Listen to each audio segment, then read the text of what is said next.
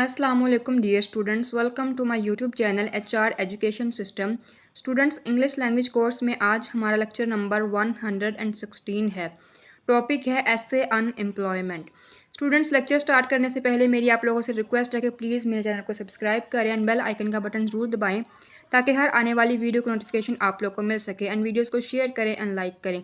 And start करते हैं lecture. Students जो आज का लेक्चर है वो ऐसे है अनएम्प्लॉयमेंट। ठीक है, अनएम्प्लॉयमेंट मीन्स बेरोज़गारी।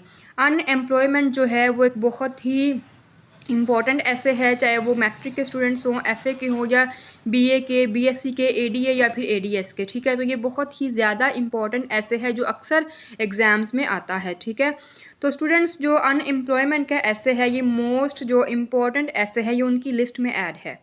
तो अगर आप लोग अच्छे तरीके से इसकी तैयारी कर लेते हो, अगर ये एग्ज़ाम में आ जाता है तो बहुत ही अच्छे आप लोग मार्क्स गेन कर सकते हैं।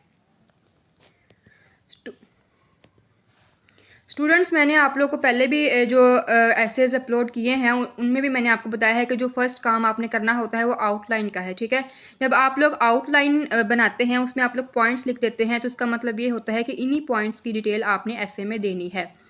तो वन बाय वन आप लोग जब ऐसे स्टार्ट करोगे तो वन बाय वन आप लोग ये पॉइंट्स लिखते जाओगे और उनकी डिटेल देते जाओगे। इस तरह से जो ऐसे है उसका बहुत ही अच्छा असर पड़ेगा पेपर चेक करने वाले पर, आप लोग बहुत अच्छे मार्क्स हासिल कर सकते हैं। ठीक है, तो जब आप लोगों ने इसकी आउटलाइन बना लेनी है फिर ऐसे स्टार्ट करना है। ठीक है, और फिर वन बाय वन हेडिंग देते जाना है और फिर उसकी डिटेल देते जाना है। ठीक है, अब आउटलाइन देख लेते हैं कि इसमें हमने कौन कौन से पॉइंट्स ऐड किए हैं जिनकी हमने डिटेल देनी है ऐसे में। अब फर्स्ट हमारे पास पॉइंट है मीनिंग ऑफ अनएम्प्लॉयमेंट। सबसे पहले हम लोग मीनिंग देखेंगे कि अनएम्प्लॉयमेंट का मतलब क्या है। ठीक है, काजेज ऑफ अनएम्प्लॉयमेंट, बेरोज़गारी की वजूहात, कंसिक्वेंसेस ऑफ अनएम्प्लॉयमेंट, बेरोज़गारी के नताइज, remedies to control the problem, मसले को हल करने के रेमेडीज़। तो स्टूडेंट्स वो हमारे 4 पॉइंट्स थे जिनको हमने आउटलाइन में ऐड किया। अब हम उन 4 पॉइंट्स की step by step one by one उनकी हम डिटेल देंगे। अब फर्स्ट हमारा पॉइंट था मीनिंग ऑफ अनएम्प्लॉयमेंट, बेरोज़गारी के का मीनिंग। ठीक है, तो बेरोज़गारी का मीनिंग समझेंगे कि बेरोज़गारी कहते किसको हैं। Unemployment is an economic term which means absence of occupation. बेरोज़गारी एक मुआशी इस्तिलाह है जिसका मतलब है पेशों की अदम मौजूदगी, मतलब कि पेशों का ना होना, शोबों का ना होना, मतलब कि जॉब्स का ना मिलना, ये बेरोज़गारी है। When the people are out of work, जब लोग काम से बाहर हों, they are said to be unemployed, उन्हें बेरोज़गार कहा जाता है। ऑब्वियसली जब लोगों के पास काम नहीं होगा तो उन्हें बेरोज़गार ही कहा जाएगा। Since the number of the educated is annually increasing, हर सालाना जो पढ़े लिखे लोग हैं उनमें इजाफा हो रहा है। We are not able to afford awareness of work for this growing number, इस बढ़ती हुई तादाद के लिए काम के मौके जो हैं वो फराहम करना अभी हम उसके काबिल नहीं हैं। So unemployment is becoming a very ticklish problem. अब जो अनएम्प्लॉयमेंट है, बेरोज़गारी है, ये एक टिकलिश प्रॉब्लम बनता जा रहा है। ठीक है, मतलब कि प्रॉब्लम अब बढ़ रहा है। अब फर्स्ट पे था हमने बेरोज़गारी की का मीनिंग समझा। अब सेकंड हमारे पास पॉइंट आ गया है causes of unemployment. There are many causes of unemployment, बेरोज़गारी के बहुत से काजेज़ हैं। ठीक है, बहुत सी वजूहात। अब इन काजेज़ को हम लोग देखेंगे कि मैंने काजेज़ के पॉइंट्स बनाए हैं। ठीक है, आप पॉइंट्स में भी लिख सकते हैं। ठीक है, ये बेस्ट वे है कि अगर आप लोग काजेज़ को पॉइंट्स में लिख देते हैं। ठीक है, फर्स्ट हमारे पास इसका जो कॉज है रॉन्ग सिस्टम ऑफ एजुकेशन। अब ये बताया जा रहा है कि बेरोज़गारी की वजह क्या है। ठीक है, यहाँ पे ये बताया जा रहा है कि जो रॉन्ग सिस्टम ऑफ एजुकेशन है, तालीम का जो गलत निज़ाम है वो हमारी बेरोज़गारी की वजह है। ठीक है, क्योंकि हमारी तालीम का जब निज़ाम ख़राब है तो वो ऑब्वियसली हमारी वो बेरोज़गारी की वजह बना हुआ है। अब इसका क्या है वो देख लेते हैं। First, our education system no doubt is producing educated young people.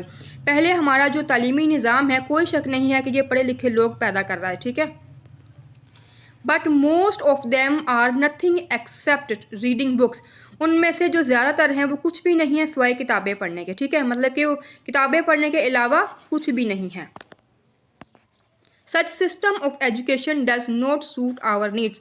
इस तरह का जो तालीमी निज़ाम है वो हमारी जो ज़रूरियात हैं उस पर पूरा नहीं उतरता। A developing country like Pakistan need skilled hands. एक तरक्की पजीर मुल्क जैसे कि पाकिस्तान है, इसको नीड ज़रूरत है स्किल्ड हैंड्स की, मतलब कि जो हुनरमंद हाथ हैं, पाकिस्तान को उस तरह के लोगों की ज़रूरत है, मतलब कि जो ज़्यादा स्किल्ड पीपल है। इस तरह के जो डेवलपिंग कंट्रीज़ होते हैं उनको स्किल्ड पीपल की ज़रूरत होती है। स्टूडेंट्स, बेरोज़गारी अनएम्प्लॉयमेंट के काज में रॉन्ग डिस्ट्रीब्यूशन ऑफ वेल्थ, दौलत की गलत तकसीम। Wrong distribution of wealth is also one of the cause of unemployment. अब जो दौलत का गलत इसके डिस्ट्रीब्यूशन है वो भी बेरोज़गारी की बड़ी वजह है। All the key industries are in the hands of some uneducated person.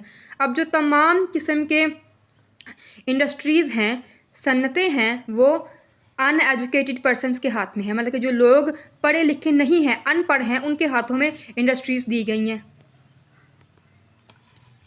Most of the educated common men have neither the capital nor the opportunities to try their luck in business.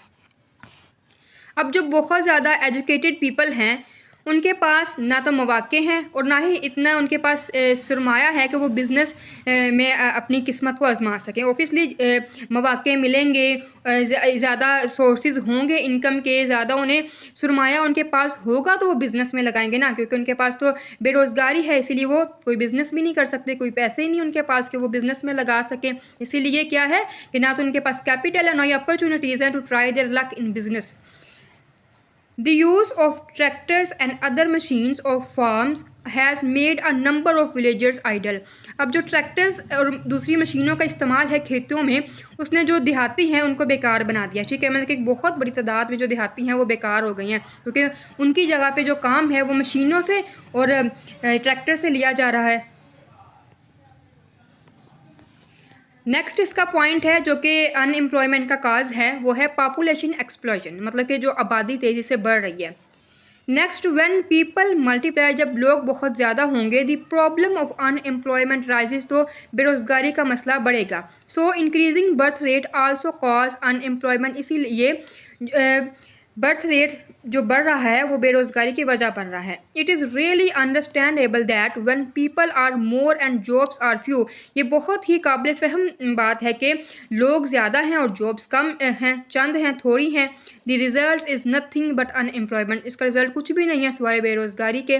Obviously जब लोग ज़्यादा हैं, jobs के मौक़े कम हैं, jobs कम हैं, seats कम हैं, तो इसीलिए फिर क्या होगा, अनएम्प्लॉयमेंट होगी। अब हमारे पास थर्ड पॉइंट आ गया है अनएम्प्लॉयमेंट में, कंसिक्वेंसेस ऑफ अनएम्प्लॉयमेंट। अब अनएम्प्लॉयमेंट के नताइज क्या निकल रही हैं। Unemployment is a social evil, unemployment क्या है, एक समाजी बुराई है। It has for reaching consequences, इसके बहुत इसके दूर तक इसके असरात, इसके नताइज जाते हैं। सोशल कंसिक्वेंसेस, अब इसका ये फर्स्ट पॉइंट है, इसके समाजी नताइज। ठीक है, अब इसके हमने नताइज देखने हैं। नताइज मैंने दो तरह के बयान किए हैं।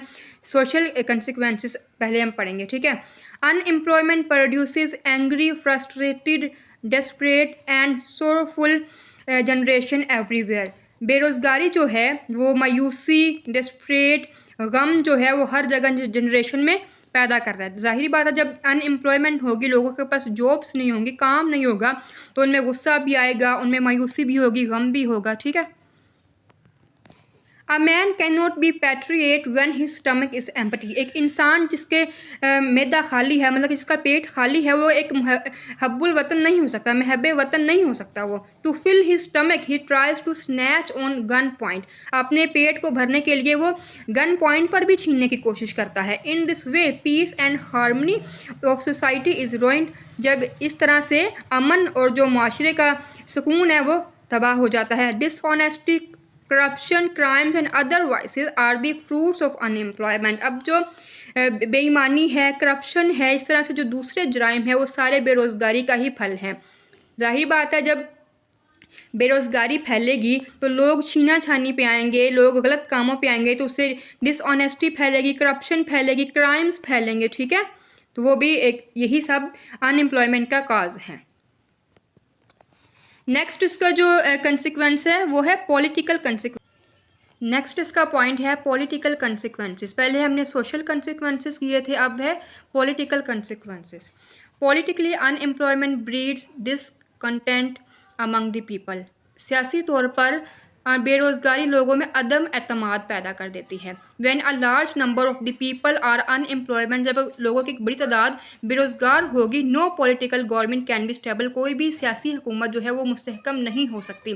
मोर ओवर मज़ीद, no effort to increase the national income can be successful unless the problem of unemployment is solved. कोई भी जो कोशिश है कौमी इनकम को बढ़ाने की, वो तब तक कामयाब नहीं हो सकती जब तक कि बेरोज़गारी का मसला हल नहीं किया जा सकता। अब नेक्स्ट हमारा जो लास्ट पॉइंट है वो है remedies to control the problem. अब प्रॉब्लम जो है उसको हल करने के लिए कौन से रेमेडीज़ हैं, कौन से सॉल्यूशंस हैं उसके। Keeping in view the consequences of the evil, ये जो बुराई है इसके नताइज को मद्देनज़र रखते हुए it should be reduce to minimum level, इसको कम से कम लेवल तक हमें कम करना चाहिए। तो अब इसके भी मैंने पॉइंट्स बनाए हैं, इनको पॉइंट्स में मैंने शो किया है कि वो कौन कौन से स्टेप्स हैं जो हमें इसको कंट्रोल करने के लिए उठाने चाहिए। The concept of education should be changed, जो तालीम का जो तस्वुर है उसको चेंज करना चाहिए। First, the government should set up more schools, colleges and universities where our educated young men and women may work as teachers. First, जो हमारी हुकूमत है उसको चाहिए कि बहुत ज़्यादा स्कूल्स, कॉलेजेस और यूनिवर्सिटीज़ नई तामीर करनी चाहिए जहाँ पे हमारे जो नौजवान मर्द और औरतें हैं वो एज अ टीचर वर्क कर सकें। More over the concept of education should be change, मज़ीद जो तालीम का तस्वुर है वो तब्दील होना चाहिए। Technical and industrial education alone can meet the demands of unemployment, technical और इंडस्ट्रियल जो एजुकेशन है वो बेरोज़गारी की जो डिमांड्स हैं उसको ये पूरा कर सकती है। मतलब कि टेक्निकल और इंडस्ट्रियल एजुकेशन को हमें फ़रोग देना चाहिए। Establishment of more factories and industries, अब हमें अनएम्प्लॉयमेंट को ख़त्म करने के लिए ये भी स्टेप उठाना चाहिए कि बहुत ज़्यादा फैक्ट्रीज़ और इंडस्ट्रीज़ हमें इस्टेब्लिश करने चाहिए ताकि ज़्यादा लोगों को ज़्यादा से ज़्यादा मौके मिल सके अपनी जो काबिलियत है उसको दिखाने के लिए, अपने उनको जॉब्स करने के ज़्यादा से ज़्यादा मौके मिल। Industry plays a positive role in the economy of a country, industry जो है वो एक कंट्री की माशी किरदार में, माशियत में बहुत अहम किरदार अदा करती है। It gives opportunities to the people to improve their position, ये लोगों को मौके फ्राहम करती है कि वो अपनी पोजीशन को इम्प्रूव कर सकें। If we want to increase job opportunities, अगर हम अपनी जॉब अपॉर्चुनिटीज़ को बढ़ाना चाहते हैं, वो should set up new industries and expand the old industries, हमें अपनी नई इंडस्ट्रीज़ को सेटअप करना चाहिए और जो पुरानी इंडस्ट्रीज़ हैं उनको वसअत देनी चाहिए, मतलब कि उनको भी ज़्यादा तरक्की देनी चाहिए। नेक्स्ट जो हमारा इसका पॉइंट है बर्थ कंट्रोल, मतलब कि अनएम्प्लॉयमेंट को ख़त्म करने के लिए हमें क्या करना चाहिए, birth control. The rate of population growth is very fast but the rate of employment is very slow, अब जो पॉपुलेशन की शरह है वो बहुत तेज़ है, उसके मुकाबले में जो रोज़गार की शरह है वो कम है। If we want to control the problem of unemployment, अगर हम बेरोज़गारी के मसले को हल करना चाहते हैं, वो शुड कंट्रोल पॉपुलेशन, हमें आबादी पर कंट्रोल करना चाहिए। तो स्टूडेंट्स ये था आज का लेक्चर जो कि अनएम्प्लॉयमेंट ऐसे पे था। अनएम्प्लॉयमेंट ऐसे एक बहुत ही ज़्यादा इंपॉर्टेंट ऐसे है, चाहे वो मैट्रिक के स्टूडेंट्स हैं, एफए के हैं, बीए, बीएससी, एडीए, एडीएस, सब के लिए बहुत ही ज़्यादा इंपॉर्टेंट ऐसे है। तो मोस्ट इंपॉर्टेंट बात आपने नहीं भूलनी वो ये है कि आपने आउटलाइन बनानी है, उनमें पॉइंट्स लिखने हैं, उन्हीं पॉइंट्स की डिटेल आपने ऐसे में देनी है, और जब ऐसे में डिटेल देनी है तो भी पॉइंट्स बना के उनकी डिटेल देनी है ताकि आपको अच्छे मार्क्स मिल सके। पॉइंट्स बना के लिखेंगे तो मार्क्स बहुत ही अच्छे मिलेंगे। एंड स्टूडेंट्स पीडीएफ का लिंक भी डिस्क्रिप्शन में अवेलेबल होगा, आप लोग वहाँ से नोट्स भी डाउनलोड कर सकते हैं। And thank you so much. अल्लाह हाफिज़।